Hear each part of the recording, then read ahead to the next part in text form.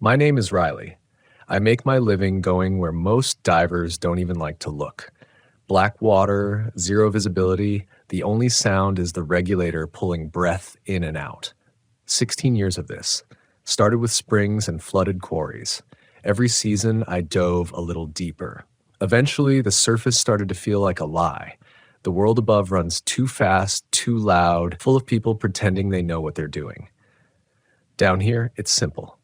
Either you know, or you die. My father taught me to respect the ocean when I was a kid. Spearfishing off the Panhandle, past the oil rigs where the water turns thick and green.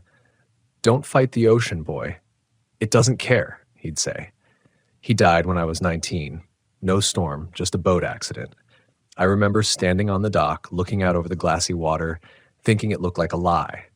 Since then, I've spent most of my life below it, close enough to the dark to see what it holds.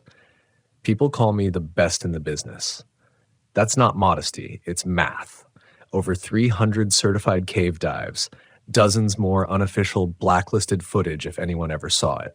I've mapped Yucatan systems not on the charts, rescued a trapped team in Belize. 2 out of 4 survived. They put my face on brochures. Riley Quinn, the deep doesn't scare him. I like the sound of it.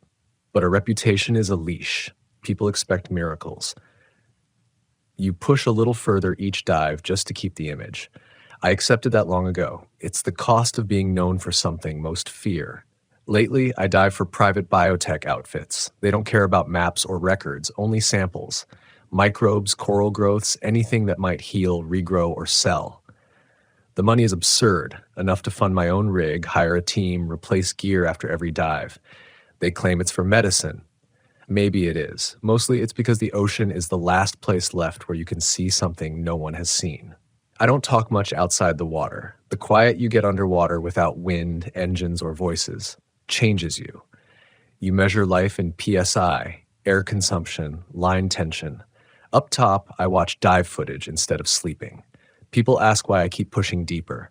I tell them every cave has a voice, not a sound. It waits. Drop in, and for a while, you're the only thing alive that knows it exists.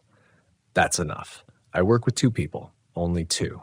Most divers come and go. Some burn out, others panic and never return. We've stayed together 4 years. Trust matters more than skill when you're 400 feet down and 2 turns from the exit. Marcus is the oldest. Ex-Navy, calm, precise. 10 seconds from blackout, he'd still sound like you're ordering lunch. We joke and call him the anchor. Lara is our biologist. 20-something, curious, fearless, capable of identifying any sample we bring up. She keeps the mood light, bad jokes, constant questions, recording everything. She doesn't care about fame, though I know her contract shows otherwise. The company funds our expeditions under the radar. No federal oversight. They want one thing, enzyme 42. A compound that regenerates tissue faster than anything else. First discovered in an egg decades ago. The diver who recovered it didn't survive. Nothing alive has ever yielded a sample since. They believe it comes from a creature called the Sea Emperors. Unconfirmed. Only traces remain. That's why we're here. Devil's Throat off the Florida Panhandle. A sinkhole in the Gulf that opens into a submerged limestone maze. Pressure can crush you. Currents flip without warning, not on charts. Officially a geological instability zone. Divers avoid it. No one logs practice dives. People try, don't come back. Sonar scans show shapes larger than submarines. Some claim shifting caves, others moving creatures. We're the first team back in 20 years. The company wants us deep, collect samples, get out. 1 hour before launch, I brief the team. Gear laid out, tanks labeled, every valve and regulator triple checked. Closed circuit rebreathers for stealth and extended bottom time, but each has a backup. Emergency tanks every 100 meters along the line. No hero dives, safety first.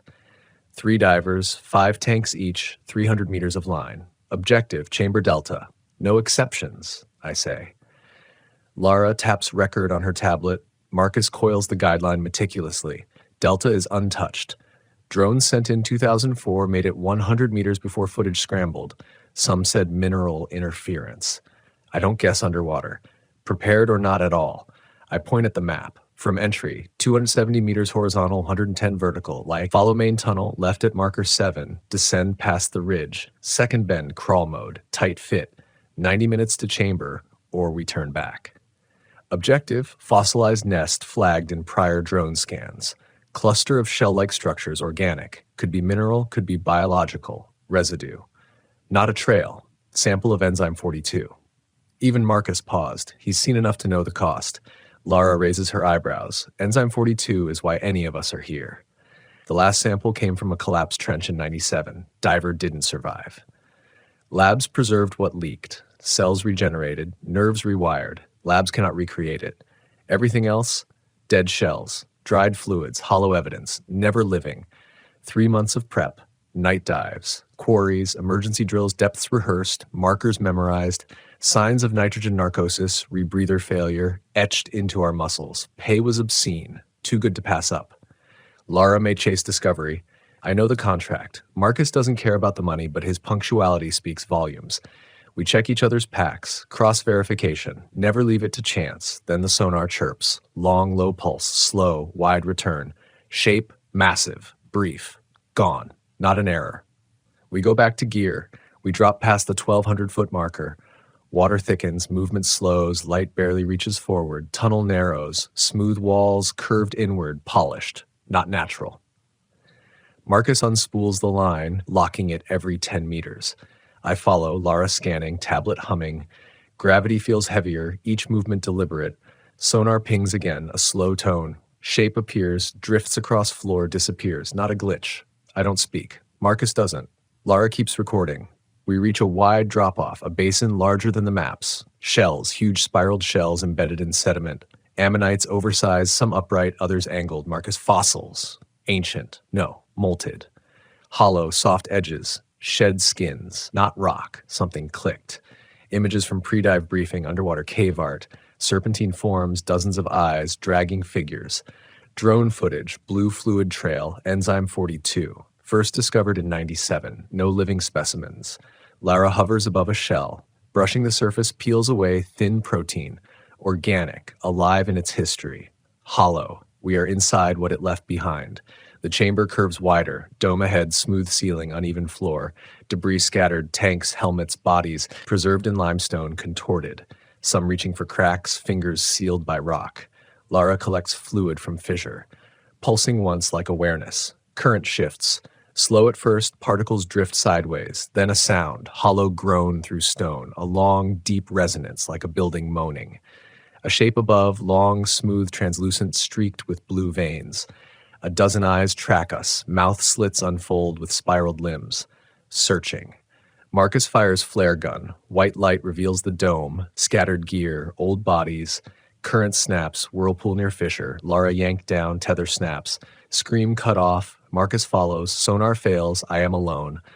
I don't remember surfacing. Last clear thought. Follow the line. Pressure catches me. Vision blurs. Rebreather fails. Switch to bailout tank. Muscle memory kicks in. Blackout. Rescue boat finds me floating near buoy. Half conscious, clutching camera like part of me. Left ear bleeding. Tear in suit. Medics treat decompression sickness. Camera footage mostly useless. Silt, low light, cracked lens, audio clean. Playback, Lara's voice calm, then worried, then scream. Marcus shouts, deep hum rolls through. Silence. Company files report, equipment failure, site risk, line malfunction, no questions asked, paid in full, NDA signed, I move inland, no dives, no rebreather, but the dream remains, blue glow, black water, the sound. I remember the air in the prep room feeling heavier than usual, like the Gulf itself had settled on the walls. The humid scent of wet neoprene mixed with the tang of metal from the tanks, a smell I've always associated with commitment, the kind that binds you to the water before you even dive. We ran through the gear one last time. Marcus methodically checked my rebreather while I cross-checked Lara's tanks. The ritual had become muscle memory, precise and silent. There's no room for shortcuts when your life depends on every valve, every gauge, every knot in the line. The company's sonar had picked up something that morning. A slow, thick echo, nothing identifiable, just a presence lurking near the surface of the sinkhole. It wasn't alarming at first, but It made the hair on my arms stand up. We had trained for ghosts in the cave, but not for this. Not for a shape that might be waiting for us before we even touched the threshold. The low-frequency pulse repeated twice before disappearing completely, leaving the water above the sinkhole glassy and ordinary again. Too ordinary. That's when I knew the devil's throat wasn't just a hole in the earth, it was a mouth. And it had already noticed us. The descent started slow. The small boat rocked slightly under the gentle Gulf breeze, but down below, the water remained perfectly still. When we hit the first 100 meters, the surface world dissolved behind us. The sun's light failed to penetrate the greenish water. My helmet lights carved twin cones ahead, illuminating nothing but a gray haze of suspended particles. I could hear my own breath amplified in the rebreather, the rhythmic hiss, inhale, exhale counting my existence. We followed the guideline into the sinkhole. Marcus led, his movements deliberate, precise. He had a way of moving that suggested he'd been trained to exist in spaces that wanted to crush you, in pressure so thick it would make most divers black out before panic could even set in. I floated behind him, keeping the guideline taut, feeling each knot between my fingers. Lara brought up the rear, scanning mineral compositions and recording every reading with a calm precision that belied her youth. She was the only one of us who never looked nervous, never seemed to wonder if the darkness would swallow her whole. The deeper we went, the heavier the water felt. It wasn't just pressure, it was a density, an almost sentient thickness that resisted our every movement. Our lights barely pierced the gloom. Shadows clung to the walls like living things. The limestone curves of the tunnel reflected the helmet beams in unnatural ways, smooth, symmetrical, almost deliberate. These weren't walls eroded by water over millennia. They were grown, molded, as if the cave itself was aware we were inside. And then, without warning, the sonar on my wrist chirped. A slow, low ping that made the hairs on my neck stand on end. I paused, hovering mid-water, my lights sweeping across the tunnel. Marcus did the same, every motion controlled, silent. The screen flickered, and for half a second a massive shape passed just below the cave ceiling. Not solid, not perfectly defined, something alive, or at least something that had moved with purpose. Then it vanished. Nothing followed.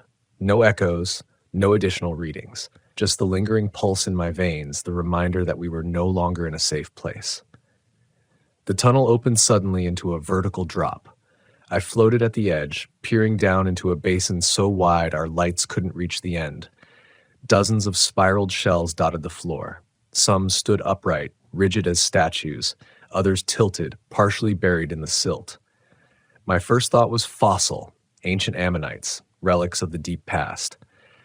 But Lara's hand hovered over one, brushing the edge. It curled back, delicate and soft, floating upward like a shedding skin. Her voice trembled only slightly as she whispered into the comms, "Not fossilized, recent." I drifted closer, trying to take it all in. These weren't shells, they were molted exoskeletons, remains of something alive, something that had grown, then left, something that didn't belong in any natural record. The realization settled in slowly, like a weight on my chest. We weren't just exploring a cave. We were stepping into a nursery, or a hunting ground, a place that had waited centuries for us to stumble in.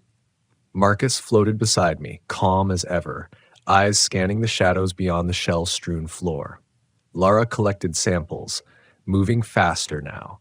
Her fingers were steady, precise, but there was a tension in her posture I hadn't noticed before. I could feel it in my own chest, the tightness, the awareness that we were under observation. Not from a diver, not from a predator we could see. Something else entirely, something older. Then the current changed.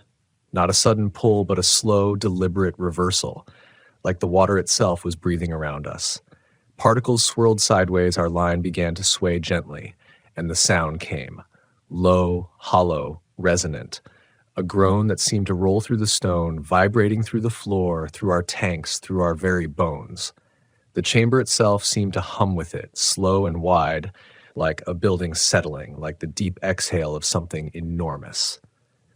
I pointed my light upward and caught a glimpse. A shadow longer than any whale, stretching across the dome of the chamber. Translucent skin, streaks of faint bioluminescence, dozens of eyes all moving independently, tracking us as if aware of every thought, every hesitation. The mouth unfolded in a manner impossible to categorize, slits peeling back into spiraled appendages, searching, tasting, measuring. I froze. Marcus froze. Lara, she just kept recording, eyes wide, lips pressed together, capturing what we weren't sure we could survive witnessing. The flare gun fired. White light expanded, revealing the chamber in brief, violent clarity. Old diving gear scattered, bodies fused into the limestone, preserved, half-buried, some hands encased in rock, fingers trapped in cracks as if the stone had grown around them. The current snapped violently as the flare hit something, sending debris spinning in all directions. Lara screamed. A high-pitched sound cut short as her tether line snapped. She vanished into the pool, and Marcus went after her instantly, diving without hesitation, swallowed by darkness. I was alone. I followed the guideline instinctively, moving through what felt like an endless maze, aware that every motion might be my last. My eardrum ruptured. My depth gauge fogged. My rebreather failed below the mouth of the sinkhole, forcing a switch to a bailout tank. I kicked upward, driven by pure survival instinct, blurred by the pressure and the lack of oxygen. I don't remember surfacing, only that I was pulled aboard, face up near the buoy line, clutching the camera. The footage was mostly indecipherable, distorted by cracked lenses, silt, and pressure. But the audio survived. Lara's voice, calm, then uncertain, then screaming. Marcus shouting her name. And the hum, slow, rolling, building, like the cave itself exhaling something alive. Nothing followed. No bubbles, no movement, no trace. The mission was officially marked as terminated due to safety risk. Equipment failure, line malfunction. The 2 divers lost, 1 survivor. I never saw them again. The camera, the tablet, the data logs, they're locked away, encrypted, untouched for years. And still, sometimes at night, I see the glow, rising through black water, and I hear the hum, the deep, deliberate breathing of something that should not exist, yet does. When I returned to land, the world felt wrong. Not changed physically, though even the sunlight seemed harsher somehow, but wrong in the way you notice when a familiar place becomes subtly hostile. The sand under my feet, the rustle of leaves, even the chatter of gulls overhead, it all carried a weight I couldn't shake. People laughed on the boardwalk, oblivious. I envied them. Their ignorance was a kind of immunity, one I had lost forever. The authorities took the mission seriously at first. Equipment malfunctions, line breaks, and diver separation. It all made sense on paper, but I knew better.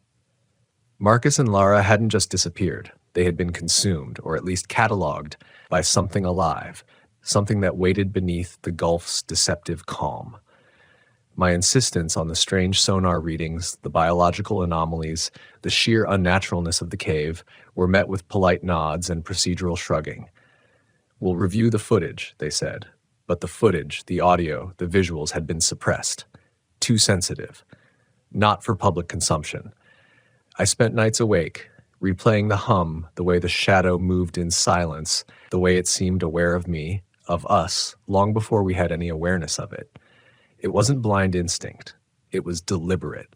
And the more I thought, the more I realized we were intruders in its nursery, trespassers in a place older than any memory we could hold. Sleep became impossible. Every time I closed my eyes, I felt the water pressing down on me. I could smell the damp limestone, taste the silt, hear the hum vibrating through my chest. Friends noticed my pallor, my distracted demeanor, my obsession with sonar readings and oceanic anomalies. I brushed them off, a half-truth at best. I told myself it was trauma, survivor's guilt, a diver's nightmare. But I knew it was more. Weeks later, I returned to the coast under the cover of night. Not the sinkhole itself, I didn't dare, but the shallows nearby. The Gulf was calm, deceptively innocent. I anchored near the coordinates, scanning, waiting, listening. Hours passed. The water stayed still, reflecting the moon like a mirror. Then, just beneath the surface, a faint glow appeared, greenish-blue, pulsing slowly, rhythmically. Not just bioluminescence, too deliberate, too measured. Alive and aware. I realized then that the Devil's Throat wasn't just a location, it was a sentinel, a hunter, and our incursion had been logged, counted, cataloged. The glow retreated as quickly as it appeared. I left, feeling the Gulf watching, feeling its patient calculation. That night, in my rental, I opened the footage once more. There, in the distorted imagery, were the shapes of my friends, flickering, blurred, but unmistakable. Not as they were, but as the cave had processed them, as if it had converted them into something else, something enduring. I tried to warn the dive community. Colleagues laughed at my obsession. Deep-sea caves are dangerous, sure, they said, but living creatures that can catalog divers? That's fiction. I smiled, told them I agreed, but deep down I knew the truth. We had walked into something that had existed long before humans had mapped the Gulf, something that had patience measured in centuries, not minutes. I stopped diving after that. I sold most of my gear, kept only a few pieces, packed away. But at night, I still hear it, the low hum rolling from the Gulf's hidden depths. It isn't just sound, it's a reminder, a summoning. I catch myself watching the horizon, scanning for movement beneath the waves. Sometimes when the moon is high, I swear I see shapes breaking the water's surface, elongated, graceful, unnaturally slow, eyes glinting. And then the letters arrived, typed, unmarked envelopes sent to my apartment in the city. They contain nothing but coordinates, sonar diagrams, sketches of spiraled shells, and a single line written in an unfamiliar hand. They are learning. We are patient. I don't know who sent them. I don't know how they know I survived.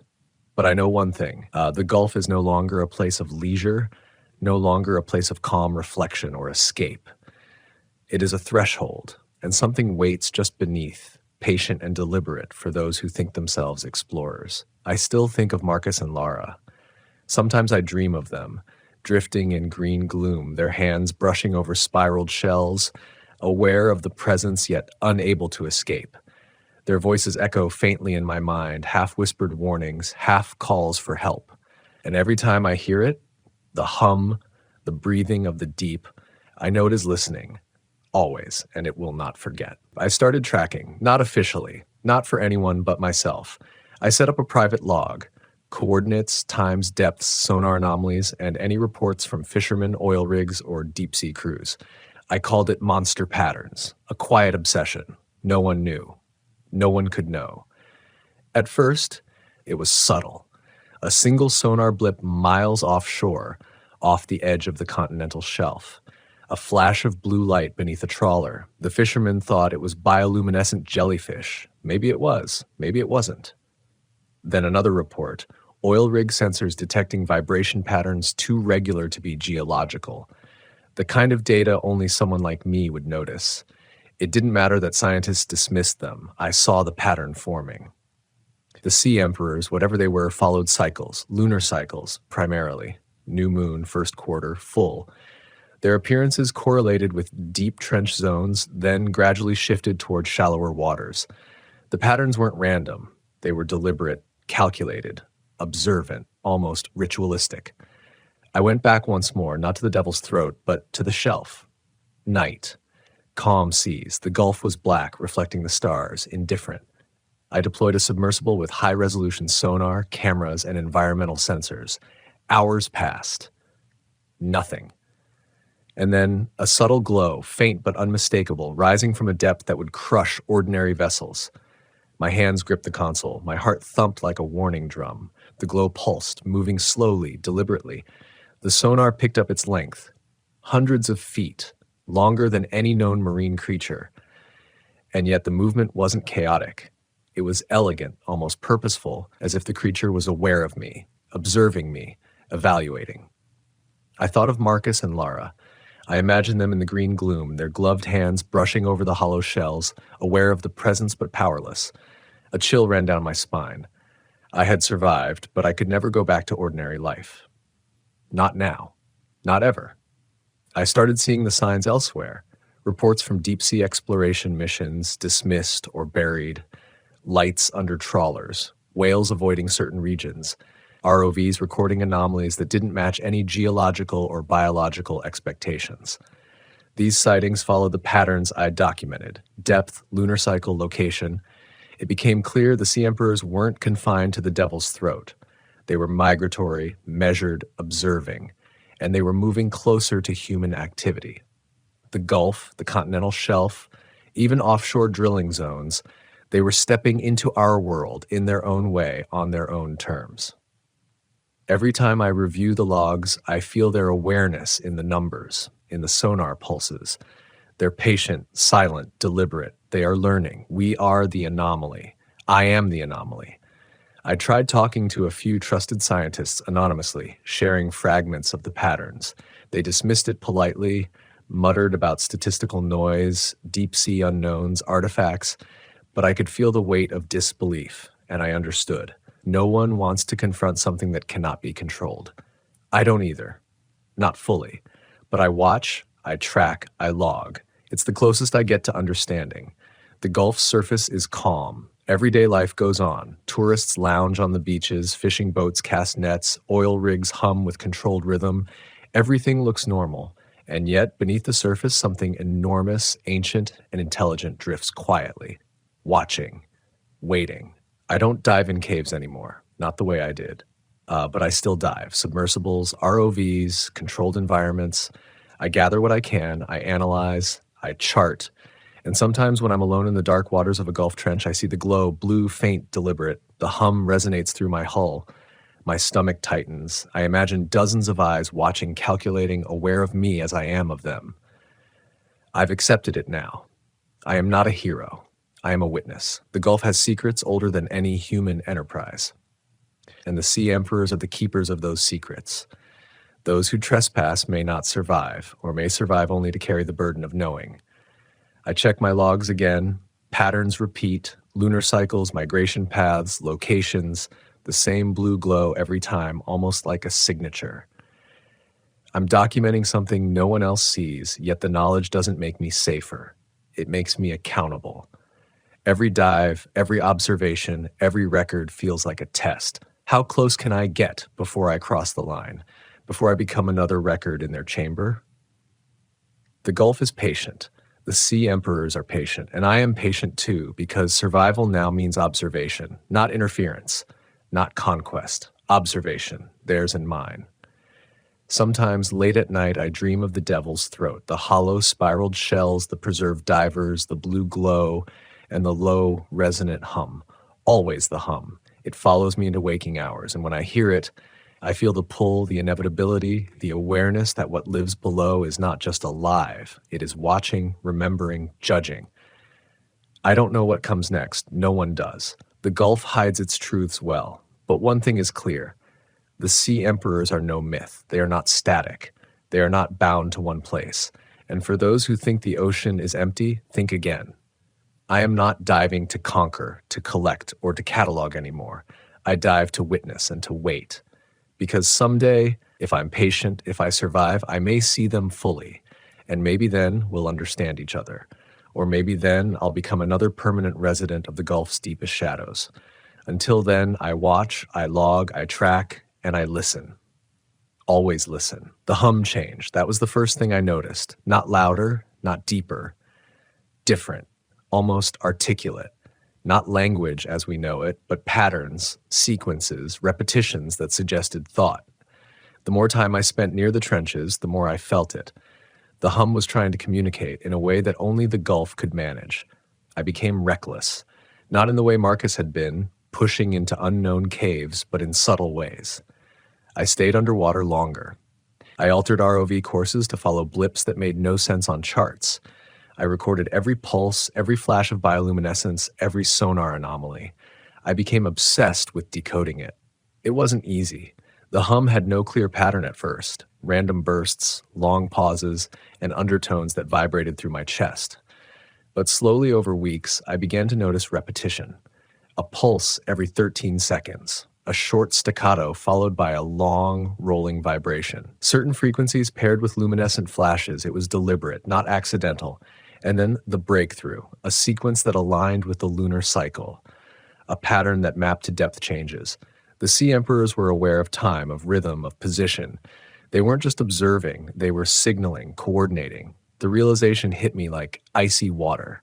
These creatures, these giants of the deep, had intelligence, strategy, memory, possibly a culture. I wanted to share it, but who could understand? Scientists dismiss the Gulf as mysterious, yes, but never alive, never sentient in ways that matter. I kept the recordings encrypted and hidden and dove again. I needed to witness it directly. I needed to feel it. It came to me one night, off the continental shelf. I followed a trail of bioluminescent pulses that mapped like a river of light. My submersible's lights barely pierced the darkness. Then I saw them. Several elongated shapes, rolling slowly beneath the pressure of the deep, hundreds of feet long. Their skin shimmered faintly, reflecting my lights, but it wasn't flight, but it wasn't actually, it was response. They adjusted, observed, aware of my presence.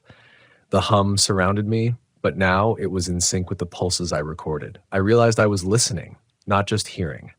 The hum, it was language, or a prelude to language. Every vibration, every low note carried intention. I could feel patterns forming, almost like thoughts. I panicked and pulled back, surfacing violently. The Gulf was calm, betraying nothing. But I couldn't shake the sensation that something below had followed me, tracked me, measured me. That night, I hardly slept. Every time I closed my eyes, I saw the faint blue glow, the spiraled shadows, the silent, deliberate watching. In the following weeks, I noticed something terrifying. My dreams began to mirror their patterns, pulses, glows, movements of giants beneath dark water. Sometimes I woke knowing I had glimpsed their intent, but not fully.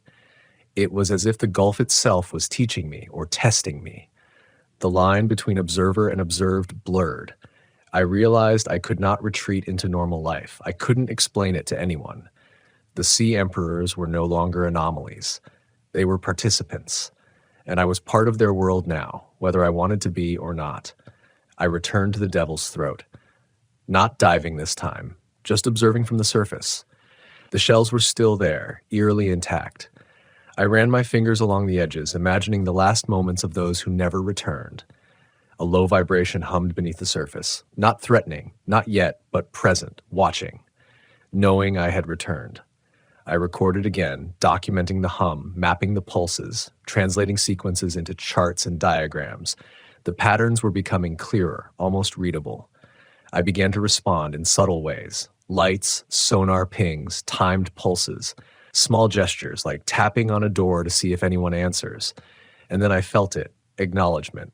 The hum shifted, subtle but unmistakable, in response to my sequences. My pulse quickened.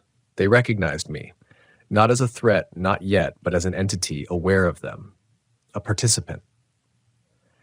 I do not know what comes next. I do not know if I am leading them or if they are leading me.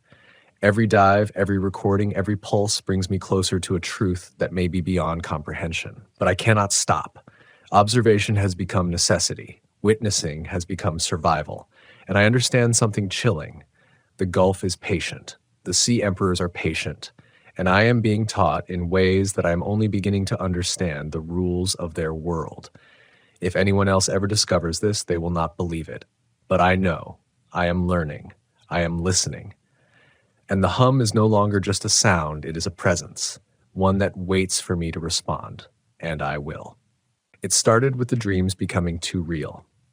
Not symbolic, not fragmented, real. The hum no longer stayed behind the veil of sleep. It seeped into my waking mind, a low vibration threading through every thought. I would be sitting at my workstation, cataloging frequencies, and my heartbeat would suddenly sync with a pulse that wasn't mine, a rhythm I recognized.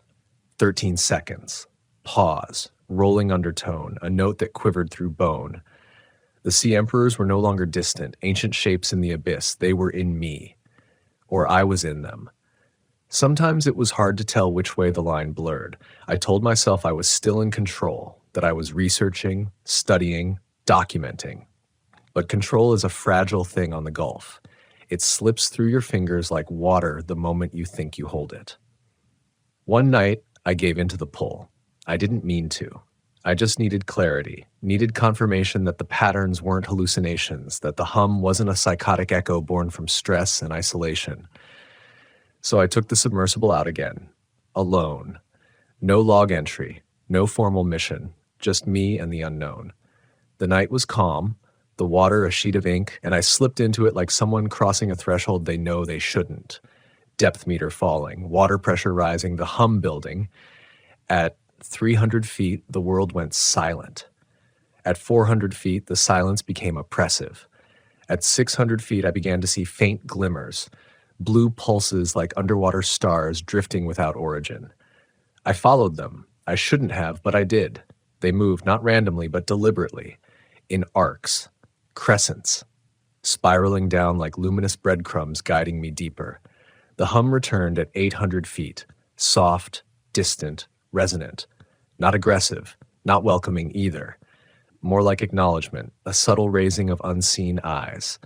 I crossed into the trench at 1,000 feet, the blackness swallowing everything. For a moment I lost all sense of direction. My instruments flickered, then stabilized. Depth, 1,240. Sonar bounce, irregular. Something large beneath me, not moving fast, but present. Then the light came. Not from the submersible. From them. A series of bioluminescent waves rippled through the water, illuminating nothing concrete, only the suggestion of massive, elongated bodies circling below. The light wasn't random. It pulsed in a sequence I recognized, a mirror of the pattern I had sent days earlier. My heart slammed against my ribs. They were responding, teaching, talking. I tapped back. One pulse. Pause. Two pulses. Long vibration from the sub-sonar emitter. The water changed, as if the trench itself exhaled. The hum resonated through my chest so deeply it almost dislodged breath. I wasn't just hearing it, I was inside it. The pulses shifted, forming a new rhythm. Not my pattern, not one I had heard before. It took a minute to understand it wasn't directed at me, it was directed through me, as if I was a relay, a vessel, a mouthpiece. And then a shape rose from the depths. Slow, impossibly large. A ridge along its back glowed faintly, marking a silhouette that stretched longer than any creature recorded by science. Not whale-like, not serpentine. Something in between, a body designed by pressure and darkness.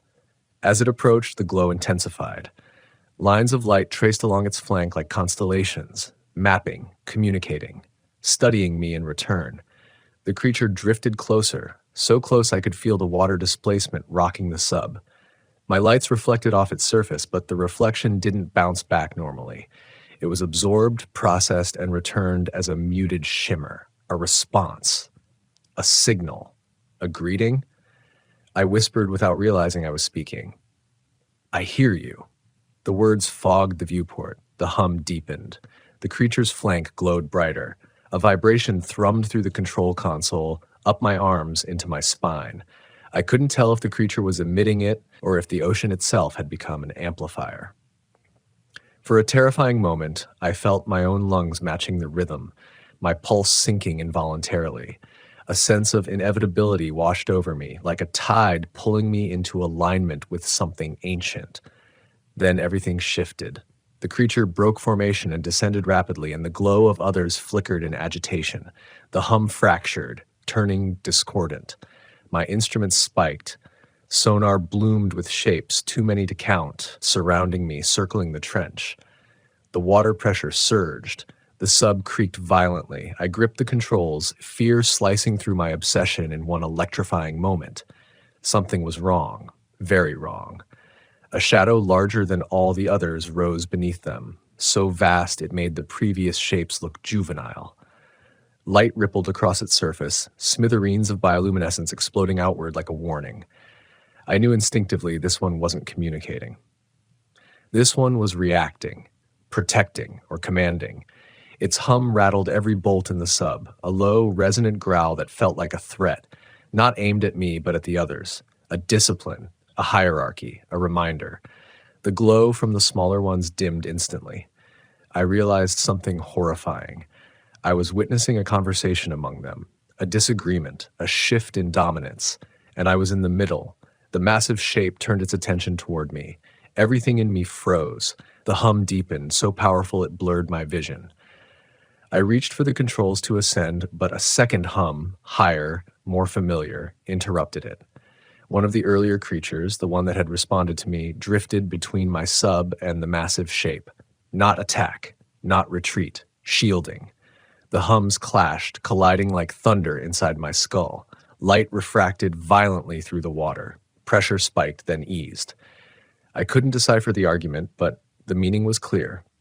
I wasn't supposed to be touched. Not yet.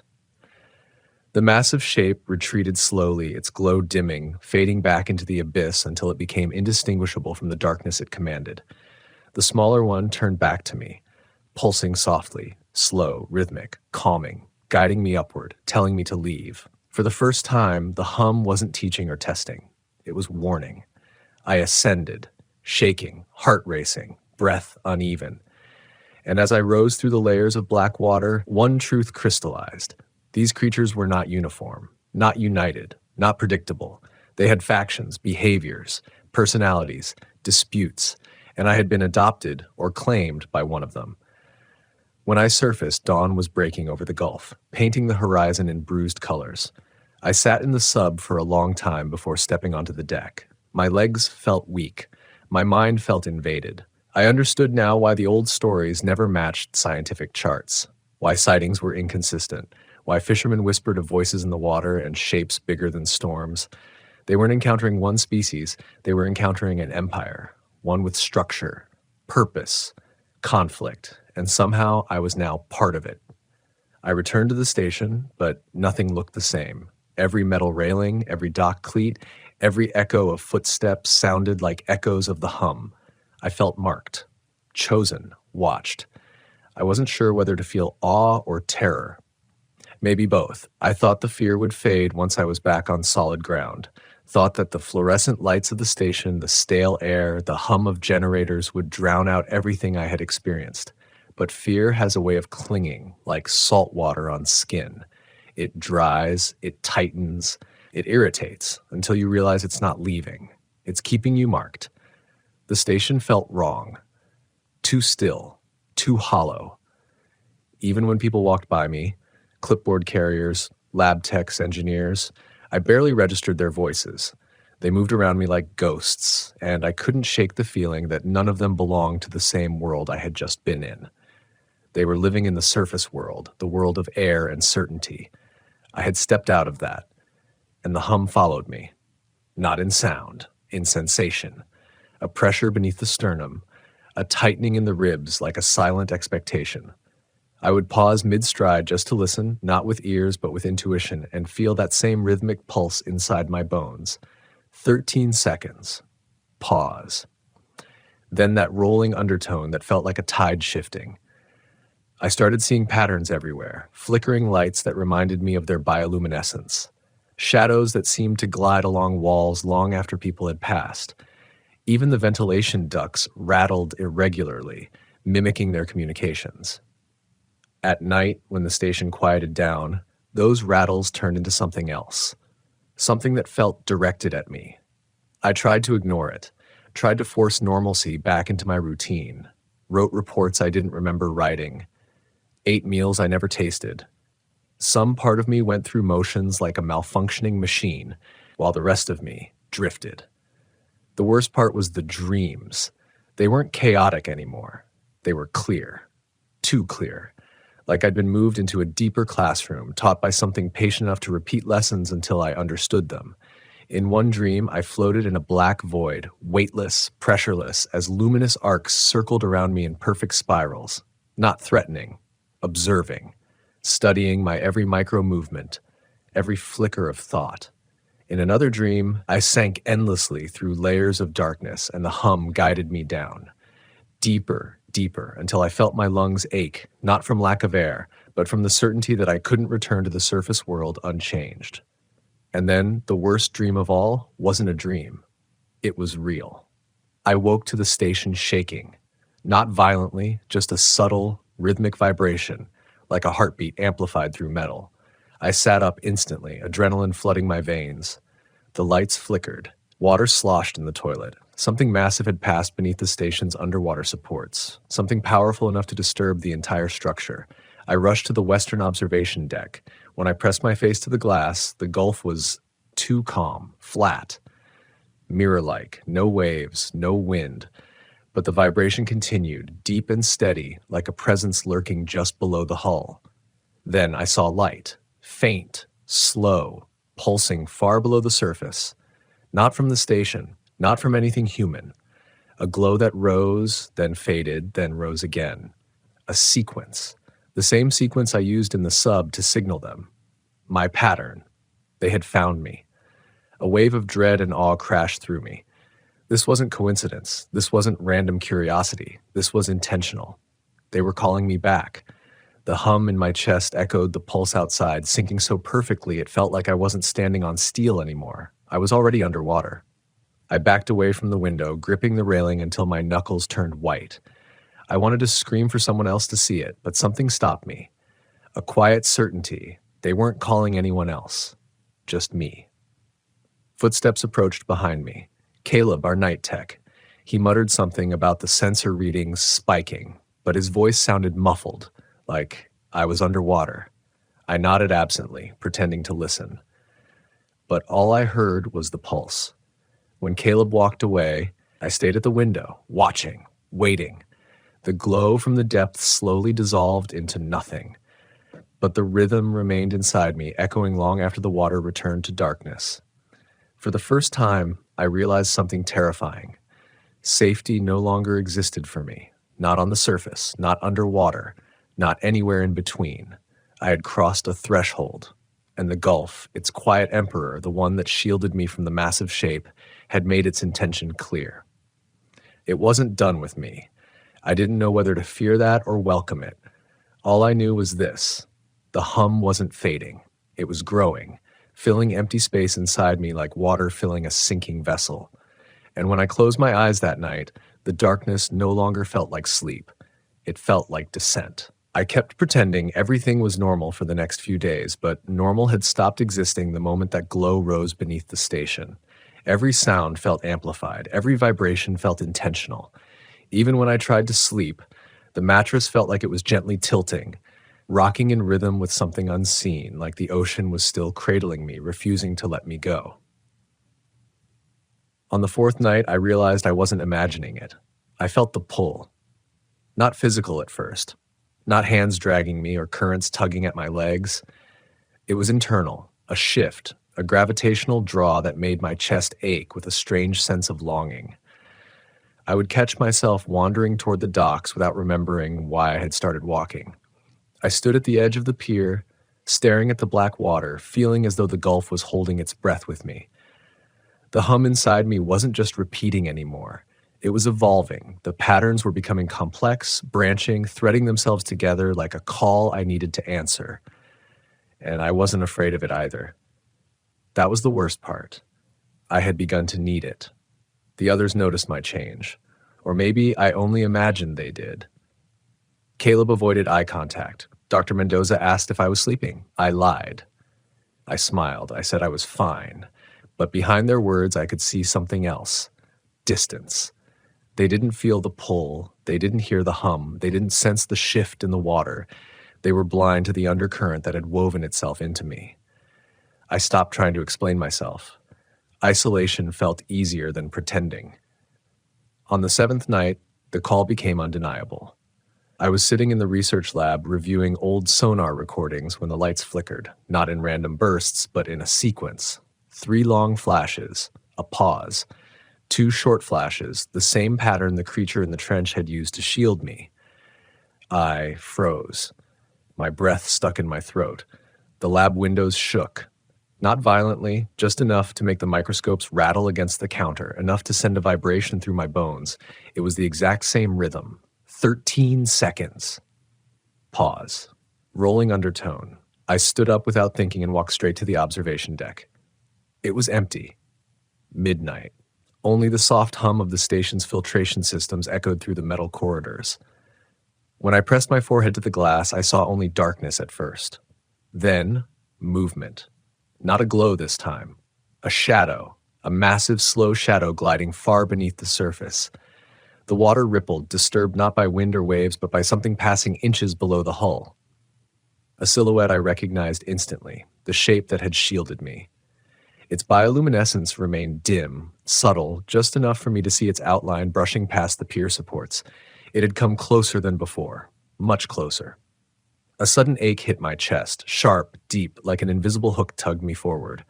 My palms pressed harder against the glass. My breath fogged the surface. I felt it again, a message.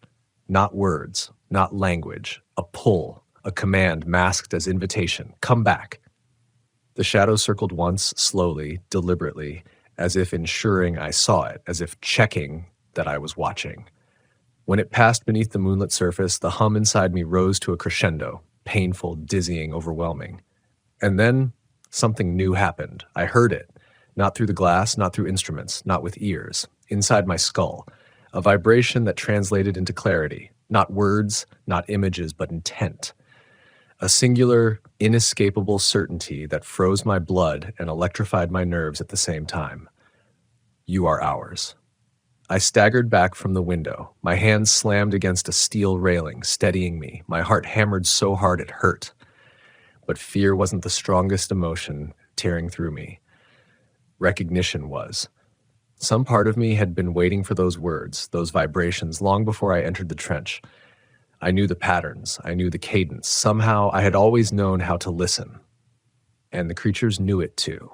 I stumbled out of the observation deck, needing air, needing distance, but every corridor tightened around me like I was walking deeper into a cave instead of toward the surface. The station felt smaller, more claustrophobic, more trapped between worlds. When I reached the open deck, the night air didn't help. The stars didn't comfort. The hum returned stronger, louder, not from below, but from within. And I understood with a clarity that made my hands tremble. The creatures in the deep weren't just watching me now. They were waiting for me, guiding me, pulling me back to where they believed I belonged.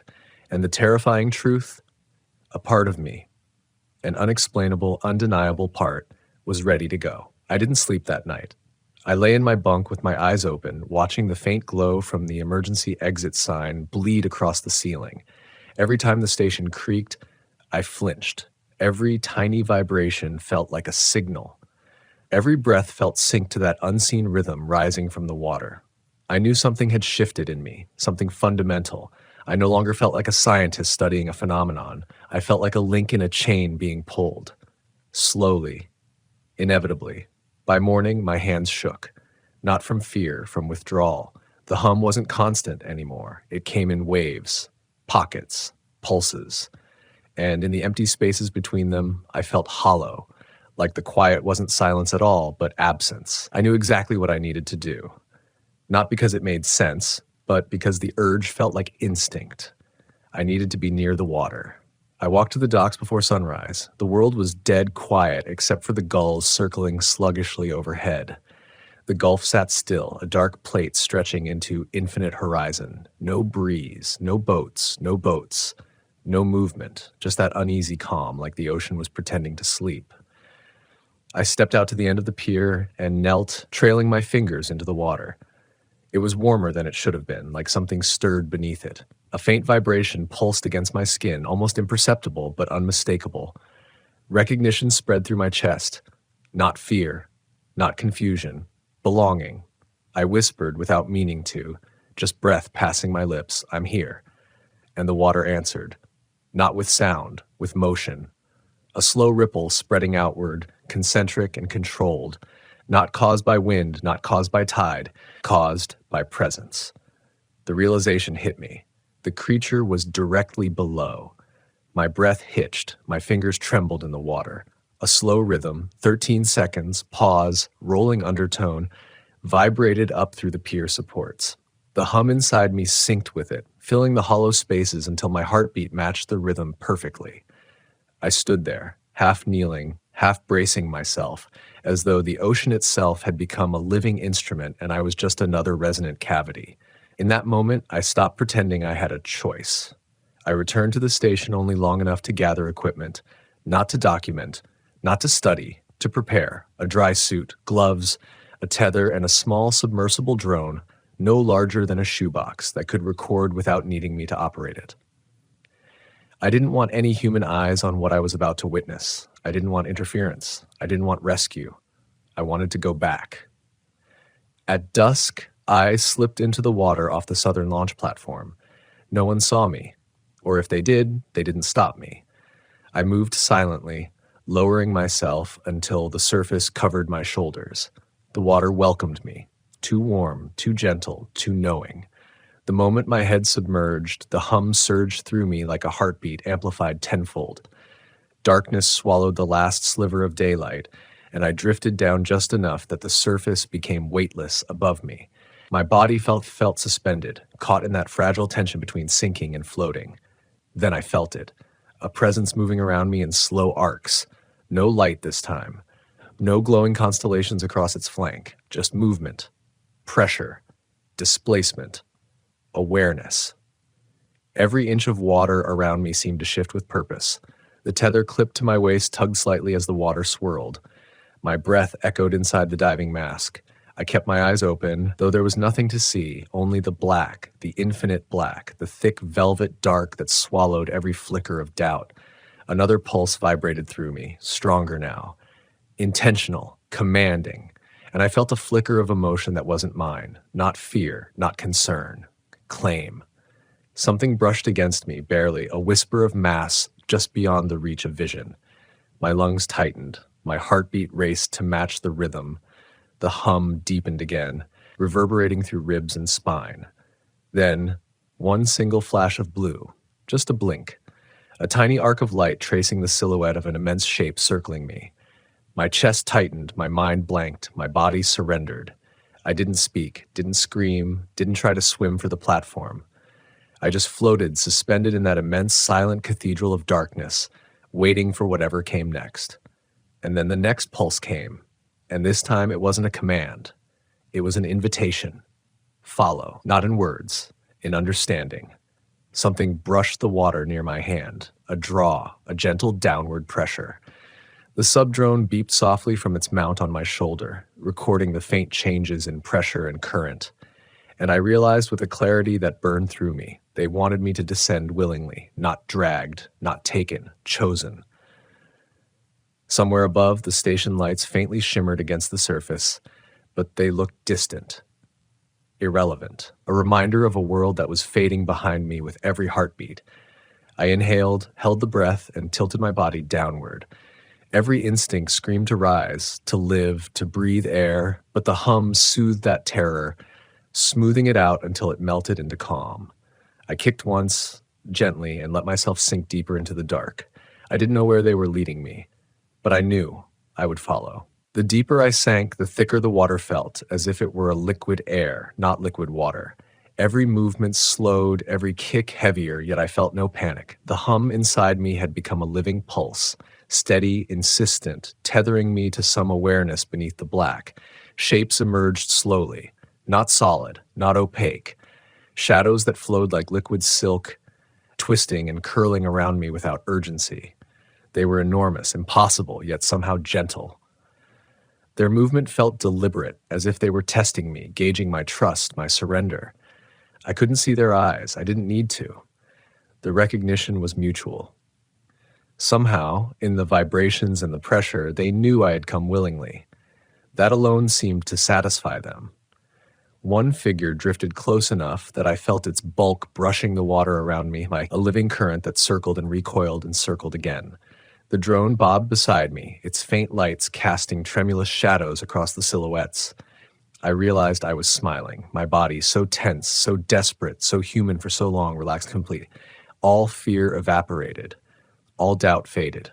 There was only the rhythm, the hum, the slow communion with something vast and incomprehensible. Time dissolved, minutes, hours, or days. None of it mattered. My mind lost the usual markers, replaced by waves of sensation that were not pain, not pleasure, but pure perception. The water around me pulsed with life, and in every pulse I understood that I was not alone, that I had never been alone. A shift happened beneath me, a sudden current that lifted me gently, as though the water itself had become a conveyor. I floated upward, then sideways, following the invisible guidance. My body obeyed without thought, and in that obedience, I felt clarity like a sharp blade cutting through fog. Then a light appeared. Not harsh, not blinding, but vast, luminous, and all-encompassing. It wasn't sunlight, it was something else, something ancient, a glow that seemed to originate from the ocean itself, radiating from forms that were both creature and architecture. They surrounded me now, immense shapes forming a ring, a court of shadows and light, flowing and infinite. The pulse of the hum surged once more, synchronizing with the rhythm of this place. I felt memory, ancestry, and something like destiny converge inside me. And in that instant, I understood why I had come, why I had followed, why I had surrendered. I wasn't being taken. I wasn't being consumed. I was being welcomed. For the first time, I knew the truth of the stories, the warnings, the legends whispered in hushed tones at the edge of campgrounds and ports. They were not threats. They were invitations. And only those willing to listen, willing to abandon fear, could cross the threshold. I exhaled and the water embraced me fully. My vision blurred. My body, though still, seemed to dissolve into the rhythm. The hum became my own heartbeat. The light, the shapes, the endless dark, they all converged. And then everything went still. I drifted in the blackness, weightless, neither above nor below. The world I had known, the station, the docks, the Gulf, the Volkswagen, were distant memories. But I felt no loss, only belonging. I don't know how long I stayed there, in that liminal place between the known and the infinite. There are no hours, no days, no human markers, only the pulse, the rhythm, and the presence that had guided me to the water. And I realized with complete certainty I had crossed a threshold and there was no turning back.